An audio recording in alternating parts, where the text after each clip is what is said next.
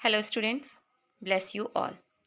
मैं सुधा पांडे, आपकी हिंदी शिक्षिका, आज हिंदी अनुगूंज पाठमाला कक्षा 7 के चैप्टर 7 जिसका नाम है मेरा विनम्र विरोध को लेकर के उपस्थित हुई हूँ। इस चैप्टर के राइटर रविन्द्रनाथ टैगोर जी हैं और इस वीडियो में हम इस चैप्टर के पाठ परिचय, इस चैप्टर के लेखक परिचय तथा सारांश को पढ़ेंगे। स्टूडेंट्स, अगर वीडियो थोड़ा लंबा हो जाता है तो हम क्या करेंगे, इस पार्ट को 2 वीडियोस में पढ़ेंगे। और अगर लंबा नहीं होता है, मीन्स टाइम लिमिटेशन में रहता है, जिससे आपको बोरियत ना फील हो, तो हम एक ही वीडियो में इसको कवर करने की कोशिश करेंगे। तो स्क्रीन पे आपको कौन दिख रहे हैं? रविन्द्रनाथ टैगोर दिख रहे हैं, मीन्स उनकी पिक्चर दिख रही है। सबसे पहले हम थोड़ा सा रविन्द्रनाथ टैगोर के बारे में जान लेते हैं। उसके बाद हमें जो इस चैप्टर का सारांश है और इसका पाठ परिचय है, वो पढ़ने में आसानी हो जाएगी। रविन्द्रनाथ टैगोर जी जो हैं, ये इन्हें गुरुदेव की उपाधि भी दी गई है, जो कि महात्मा गांधी द्वारा दी गई है। रविन्द्रनाथ टैगोर का जन्म 7 मई 1861 यानी कि 7th ऑफ मई 1861 में हुआ था और कोलकाता में हुआ था। और इनके जो माता का नाम है वो शारदा देवी था, इनके पिता का नाम देवेंद्रनाथ टैगोर था और इनकी पत्नी का नाम मृणालिनी देवी था। ठीक है। ये एक विश्वविख्यात कवि, उपन्यासकार, नाटककार तथा चित्रकार और दार्शनिक थे। ये एशिया के प्रथम व्यक्ति हैं जिन्हें नोबेल पुरस्कार से सम्मानित किया गया था और ये नोबेल पुरस्कार उन्हें उनकी प्रसिद्ध कृति गीतांजलि के लिए 1913 यानी कि 1913 में दिया गया। ये एकमात्र ऐसे कवि हैं जिनकी 2 रचनाएं 2 देशों का राष्ट्रगान बनी। भारत का राष्ट्रगान जनगण मन और बांग्लादेश का राष्ट्रगान अमार सोनार बांग्ला गुरुदेव की ही रचनाएं हैं। इसके अलावा ये एकमात्र ऐसे भारतीय हैं जिन्हें साहित्य के क्षेत्र में नोबेल पुरस्कार प्रदान किया गया। मीन्स इनके बाद किसी भारतीय ने साहित्य के क्षेत्र में नोबेल पुरस्कार नहीं प्राप्त किया है। 7 अगस्त 1941 को उन्होंने कोलकाता में अंतिम सांस ली। नोबेल पुरस्कार के अलावा इन्हें बहुत सारे पुरस्कार प्रदान किए गए हैं, जिनमें अंग्रेजों द्वारा प्रदान किया गया सर यानी कि नाइट की उपाधि भी एक है। इसी सर की उपाधि को वापस करने के लिए जलियांवाला बाग हत्याकांड के विरोध में जो इन्होंने पत्र लिखा, वो इसी सर की उपाधि से रिलेटेड है। ठीक है। जो इनका पत्र है मेरा विनम्र विरोध, ये इसी सर की उपाधि से रिलेटेड है। ठीक है। तो क्या इन्होंने अपने पत्र के माध्यम से अंग्रेजों को सूचित किया है, किस चीज़ का विरोध किया है और कैसे विरोध किया है, ये हम पूरे चैप्टर को पढ़ करके जानेंगे। ठीक है। चलिए हम अपने चैप्टर को पढ़ते हैं, फिर हमें सारी चीज़ें अपने आप क्लियर हो जाएंगे। ओके। ये है हमारा चैप्टर मेरा विनम्र विरोध। सबसे पहले हम पाठ परिचय पढ़ेंगे, फिर ज़रा सोचें, फिर उसके बाद इस चैप्टर का जीवन मूल्य, आफ्टर दैट हम सारांश को पढ़ेंगे। ईस्ट इंडिया कंपनी के रूप में आए अंग्रेजों ने धीरे धीरे भारत पर अपना शिकंजा फैलाना आरंभ कर दिया। उनके अत्याचारों के विरोध में जन आंदोलन होने लगे, किंतु उनके क्रूर एवं अमानवीय तरीके ने 13 अप्रैल 1919 को अमृतसर के जलियांवाला बाग को लहूलुहान कर दिया। सारे देश में अंग्रेजी सरकार के विरुद्ध आक्रोश की लहर दौड़ गई। इस नरसंहार से पीड़ित होकर रविन्द्रनाथ ठाकुर ने अंग्रेजों के प्रति अपना विरोध दर्ज कराते हुए अपनी सर की उपाधि लौटा दी। मीन्स जलियांवाला बाग हत्याकांड के विरोध में अंग्रेजों द्वारा जो रविन्द्रनाथ ठाकुर यानी कि रविन्द्रनाथ टैगोर को जो सर की उपाधि मिली थी, उसके विरोध में इन्होंने क्या किया, अंग्रेजों को एक पत्र लिखा और उस पत्र के बाद इन्होंने सर की उपाधि अंग्रेजों को वापस कर दी, अपने विरोध को दर्ज कराने, मतलब अपने विरोध को प्रकट करने के लिए। इसीलिए इस चैप्टर का नाम है मेरा विनम्र विरोध। इन्होंने कोई भी आंदोलन नहीं किया, कोई भी आक्रोश नहीं फैलाया, कुछ भी मतलब कोई अग्रेसिव मूड नहीं किया, कुछ भी नहीं किया और बिल्कुल ही विनम्रता के साथ अंग्रेजों को लेटर लिखा और अपनी सर की उपाधि इन्होंने वापस कर दी। ज़रा सोचें, राष्ट्रीय आंदोलनों की देश की स्वतंत्रता प्राप्ति में एक महत्वपूर्ण भूमिका रही। बिल्कुल सही है। राष्ट्रीय आंदोलन अगर ना होते तो शायद आज हमारा भारत राष्ट्र आज़ाद ना होता। जीवन मूल्य क्या है, इस चैप्टर के माध्यम से हमें क्या सीख मिलती है? देश और देशवासियों की गरिमा को बनाए रखने के लिए हमें सदैव तत्पर रहना चाहिए। बिल्कुल सही है कि हमें अपने देश और देशवासियों के प्रति समर्पण की भावना रखनी चाहिए। अब हम चैप्टर को रीड करेंगे और साथ ही साथ इसके सारांश को पढ़ते जाएंगे। महाकवि रविन्द्रनाथ टैगोर भारतीय इतिहास के पृष्ठों पर जगमगाता एक ऐसा नाम है जिसका पूरे विश्व ने दोनों बाहें खोलकर स्वागत किया है। सन 1912 में अस्वस्थ होने पर रविन्द्रनाथ टैगोर को डॉक्टरों के आदेश पर विश्राम के लिए शिलाईदह जाना पड़ा। उस समय चैत का महीना था, आम के बौरों की खुशबू से हवा महक रही थी। उस समय उन्होंने गीतांजलि, गीतिमाल्य, नैवेद्य, खेमा आदि पुस्तकों की कविताओं का अंग्रेजी में अनुवाद करने का इरादा किया। यह अनुवाद 1912 के अंत में पुस्तकाकार प्रकाशित हुआ। 1913 में उन्हें अपने साहित्य पर नोबेल पुरस्कार मिला। नोबेल पुरस्कार के फलस्वरूप रविन्द्रनाथ की ख्याति संसार भर में फैल गई। ब्रिटिश सरकार ने उन्हें सर की उपाधि से नवाजा। मीन्स जब उन्हें नोबेल पुरस्कार प्राप्त हो गया तो ब्रिटिश सरकार ने इन्हें सर की उपाधि से भी नवाजा। इसी सर की उपाधि को लौटाने का जिक्र इस पूरे पाठ में किया गया है। ठीक है। उस समय भारत में अंग्रेजी शासन का अत्याचार निरंतर बढ़ता जा रहा था। 1919 में अंग्रेजों ने एक अन्यायपूर्ण कानून रॉलेट एक्ट बनाया, जिसके अनुसार भारतीयों द्वारा किए जाने वाले स्वतंत्रता आंदोलनों को दबाया गया और भारतीय राजनैतिक कैदियों को बिना किसी ठोस कारण के 2 साल जेल में रखे जाने की अनुमति प्राप्त की गई। इस अन्याय के खिलाफ गांधी जी ने सत्याग्रह शुरू किया। देश भर में जुलूस निकाले गए, हड़तालें हुई, दुकानें बंद की गई। मीन्स 1913 के आसपास की बात है। 1919 में अंग्रेज़ों ने एक कानून चलाया जिसका नाम था रॉलेट एक्ट, जिसके थ्रू अंग्रेज़ क्या चाहते थे कि जो भारतीय जन आंदोलन कर रहे हैं उन्हें दबा दिया जाए। इसे भारतीयों ने काला कानून नाम भी दिया था। ठीक है। इसी काले कानून को बंद करने के लिए लोग क्या हुए थे, जलियांवाला बाग में एकत्रित हुए थे और बहुत सारे जुलूस भी निकाले गए। गांधी जी ने सत्याग्रह आंदोलन भी चलाया, लेकिन इसका कोई प्रभाव अंग्रेज़ों के ऊपर नहीं पड़ा। उल्टा उन्होंने क्या किया था कि जलियांवाला बाग में एक और कांड कर दिया। चलिए आगे हम देखते हैं कैसे किया था। उस समय ब्रिटिश सरकार ने अमृतसर के 2 स्थानीय नेताओं डॉक्टर सत्यपाल और डॉक्टर सैफुद्दीन को गिरफ्तार किया।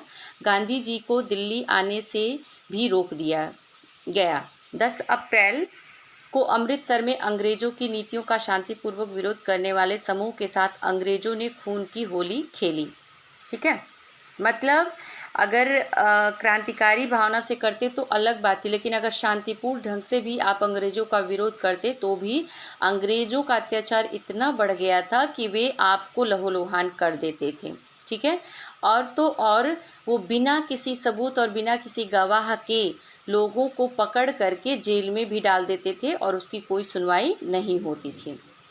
सन 1919 की अमृतसर की बैसाखी रोंगटे खड़े कर देने वाली थी। मीन्स 1919 में एक और घटना हुई। एक तो घटना हुई ही कि 1919 में उन्होंने रॉलेट एक्ट लाया जो कि काले कानून के नाम से जाना गया, लेकिन दूसरी घटना और हो गई कि अमृतसर की बैसाखी में उन्होंने और भी बड़ा कांड कर दिया। चारों ओर तेज स्वर में आवाज़ें गूंज रही थी, रॉलेट एक्ट कानून मुर्दाबाद, काला कानून वापस लो। मतलब भारतीय लोग क्या कर रहे थे, रॉलेट एक्ट के विरोध में जन आंदोलन कर रहे थे। और उस समय जलियांवाला बाग अमृतसर में लगभग 20,000 से ज़्यादा लोग थे। जिस समय की बात है उस समय जलियांवाला बाग में लगभग 20,000 से ज़्यादा लोग थे, जिनमें स्त्रियां, बूढ़े, बच्चे और पुरुष एकत्रित हुए थे। मतलब सभी प्रकार के लोग उसमें एकत्रित हुए थे। शहर के ऊंचे ऊंचे मकानों की चारदीवारी से घिरे बाग में प्रवेश द्वार बहुत सकरा था, जिसमें से एक समय में मुश्किल से 2 लोग निकल पाते थे। मीन्स जहाँ पर ये लोग कानून का विरोध कर रहे थे, मतलब रॉलेट कानून का विरोध कर रहे थे, वहाँ का जो माहौल था, वहाँ की जो गली थी वो बहुत ज़्यादा सकरी थी।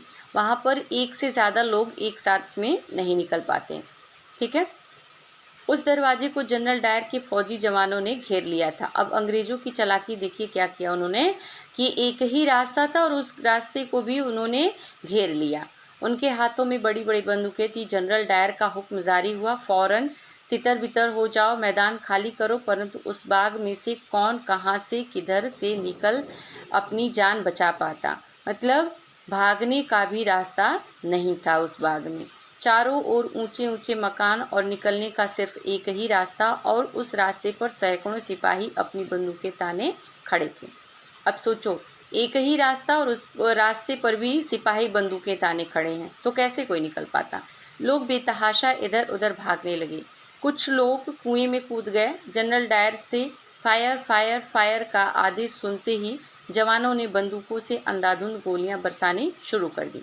धाएं धाएं की कड़भेदी आवाज के साथ साथ हाय हाय की करुण आवाजें गूंजने लगी। पर जनरल डायर को ज़रा भी दया नहीं आई। गोलियों की मार से चारों तरफ भाग दौड़ मच गई। लोग लहूलुहान चीखते चिल्लाते अपनी जान बचाने की कोशिश में लगे हुए थे। निर्दयी जनरल डायर चीखता चला जा रहा था, फायर फायर फायर। अमृतसर की बैसाखी खून की होली में बदल गई। इस घटना से सारा देश कांप उठा। पूरे देश में मातम छा गया। इस घटना से रविन्द्रनाथ ठाकुर की अंतरात्मा हिल उठी। उनका रोम रोम कांप उठा। रविन्द्रनाथ ठाकुर कौन? रविन्द्रनाथ टैगोर को ही रविन्द्रनाथ ठाकुर कहा जाता था। ठीक है, तो ये जो घटना हुई जलियांवाला बाग की, इससे क्या हुआ कि रविन्द्रनाथ ठाकुर की यानी कि रविन्द्रनाथ टैगोर की अंतरात्मा हिल उठी। मतलब वो अंदर से द्रवित हो गए और उनका रोम रोम कांप उठा, मतलब वो डर गए। ठीक है, उन्होंने क्या किया था, तो उन्होंने इसके बाद क्या किया, 31 मई 1919 को रविन्द्रनाथ टैगोर ने इस हृदय विदारक घटना के विरोध में सन 1915 में प्राप्त की सर की उपाधि लौटाते हुए भारत के वायसराय लॉर्ड चेम्सफोर्ड को मर्मस्पर्शी पत्र लिखा। ठीक है, मीन्स जलियांवाला बाग में जो हत्याकांड हुआ, उस हत्याकांड से पहली बात तो जनरल डायर की निर्ममता और उसकी क्रूरता सामने आती है। उसे थोड़ी सी भी दया नहीं आई कि उसने वो लोगों पर, निहत्थे लोगों पर वार ना करे। उसने निहत्थे लोगों पर न कि वार किया बल्कि उन्हें मौत के घाट भी उतार दिया। इस बात से रविन्द्रनाथ ठाकुर जो थे वो बहुत ज़्यादा आहत हुए। मतलब उनकी अंतरात्मा अंदर से हिल गई, वो अंदर से डर गए और इस वजह से उन्होंने जो 1915 में अंग्रेज़ों से सर की उपाधि प्राप्त की थी, वो 31 मई 1919 को अंग्रेज़ों को लौटाने के विरोध में उन्होंने क्या किया, एक पत्र लिखा। किसको लिखा वो पत्र? लॉर्ड चेम्सफोर्ड को। ठीक है, सबसे पहले एड्रेस क्या लिखा, 6 द्वारिकानाथ लेन, कलकत्ता, भारत, 31 मई 1919। ये लेटर लिखने का प्रोसेस होता है। तो रविन्द्रनाथ टैगोर जो हैं वो अंग्रेज़ों के वायसराय लॉर्ड चेम्सफोर्ड को पत्र लिख रहे हैं। सबसे पहले उन्होंने एड्रेस लिखा, उसके बाद से आगे लिख रहे हैं, महामहिम, पंजाब सरकार ने स्थानीय अव्यवस्था को कुचलने के लिए जो निर्मम कदम उठाए हैं, उनकी भयंकरता के कठोर धक्के ने ब्रिटिश प्रजा के रूप में हमारे मन मस्तिष्क को हमारी असहाय स्थिति से परिचित करा दिया है। हमें पूर्ण विश्वास है कि उन अभागे लोगों को जो अमानवीय दंड दिया गया है और उसके लिए जो तरीके अपनाए गए हैं, उनकी मिसाल किसी भी समय की सरकार के इतिहास में न तो अतीत में मिलती है और न ही वर्तमान में। इस बात पर विचार करते हुए कि जिस सत्ता के पास मानव जीवन के विनाश के लिए सबसे अधिक सबल साधन है, वह निहत्थी और साधनहीन बहुजन के साथ ऐसा व्यवहार करे। हम जोरदार शब्दों द्वारा कहना चाहते हैं कि न तो इस अमानवीय कार्य से कोई राजनीतिक लाभ सिद्ध होता है और न यह नैतिक रूप से उचित है। मीन्स इस घटना से न सिर्फ रविन्द्रनाथ टैगोर बल्कि पूरे भारत में आक्रोश फैल गया था। लेकिन रविन्द्रनाथ टैगोर ने अपने आक्रोश को, अपने अंदर की दबी हुई आग को बिल्कुल ही विनम्र तरीके से अंग्रेजों के सामने प्रस्तुत किया। धार्मिक विचारों की दुहाई देकर यहाँ मैं अपनी सफाई नहीं देना चाहता। पंजाब में रहने वाले हमारे भाइयों ने जो अपमान और वेदना को सहन किया है, उसकी दुखद कहानी दबी हुई आवाज़ के साथ पूरे भारत के कोने कोने में फैल चुकी है। इससे हम लोगों के हृदय में जो सर्वव्यापी क्रोध व धिक्कार की भावना पैदा हुई, उसको अंग्रेजी शासकों ने अनदेखा कर संभवतः अपने को इस बात की बधाई दी होगी कि उन्होंने हमें उचित पाठ पढ़ा दिया। यहाँ के अधिकांश आंग्ल भारतीय अखबारों ने इस निर्ममता की प्रशंसा की है और कुछ अखबारों ने हमारी पीड़ा का मजाक भी उड़ाया है। अधिकारियों की निरंकुशता का विरोध किसी ने नहीं किया है। कराहती हुई भारतीय जनता की पीड़ा तथा उनके मनोभाव को भी सही रूप से व्यक्त नहीं किया गया है। जो सरकार न्याय का पालन करके भौतिक और नैतिक दृष्टि से महान हो सकती थी, उसे घोर राजनीतिक प्रतिरोध ने अंधा बना दिया है। इसीलिए अब भारतीय जनता की बस प्रार्थनाएं अनसुनी होकर व्यर्थ हो गई हैं। ठीक है, उन्होंने अंग्रेज़ों की सारी बुराइयां अपने लेटर के माध्यम से अंग्रेजों के वायसराय लॉर्ड चेम्सफोर्ड को गिना दी। ठीक है, वो भी कैसे? बिल्कुल भी विनम्र तरीके से, कोई भी आक्रोश नहीं दिखाया, कोई भी जोश नहीं दिखाया, कोई भी क्रोध की भावना नहीं व्यक्त की, बल्कि क्या किया उन्होंने? बिल्कुल ही विनम्र तरीके से उनकी सारी कमियां उनको गिना दी। और जो जलियांवाला बाग में हत्याकांड हुआ उसकी बुराई भी कर दी, उसको वो अनैतिक राजनीतिक रूप से या फिर धार्मिक रूप से, नैतिक रूप से कितना गलत है इसको भी बता दिया। मैं अपने देशवासियों की इस मूक पीड़ा के लिए कम से कम इतना तो कर ही सकता हूँ कि अपना विरोध व्यक्त करूं और उसके परिणाम की जिम्मेदारी भी अपने ऊपर ही लूं। आज आपके द्वारा प्रदान की गई सम्मान की पदवी हमारे अपमान के विसंगत संदर्भों को उभार रही है, इसलिए मैं विशेष सम्मान से मुक्त होकर अपने उन देशवासियों के साथ खड़ा होना चाहता हूं जो अपनी हीनता के कारण घोर अन्याय का शिकार हुए हैं। इन सभी तथ्यों के कारण अत्यंत दुख के साथ विवश होकर खुद के साथ मुझे महाराजाधिराज से प्राप्त सर नाइट की पदवी से मुक्त होने के लिए विनती करनी पड़ रही है, जिसे मैंने आपके उन पूर्वाधिकारी के हाथों से प्राप्त किया था जिनकी महानता के प्रति मेरे मन में अब भी सम्मान की भावना है। आपका रविन्द्रनाथ टैगोर। ये पूरा चैप्टर है। उन्होंने अपने सर की उपाधि को, मीन्स 4 साल मिले उपाधि को उस समय वापस किया जिस समय पूरा भारत देश आक्रोश में फैला हुआ था। पूरा भारत देश पीड़ा की वेदना में लिपटा हुआ था। और उन्होंने क्या किया? अपने उपाधि को वापस करके अपने विरोध को अंग्रेजों के सामने व्यक्त किया।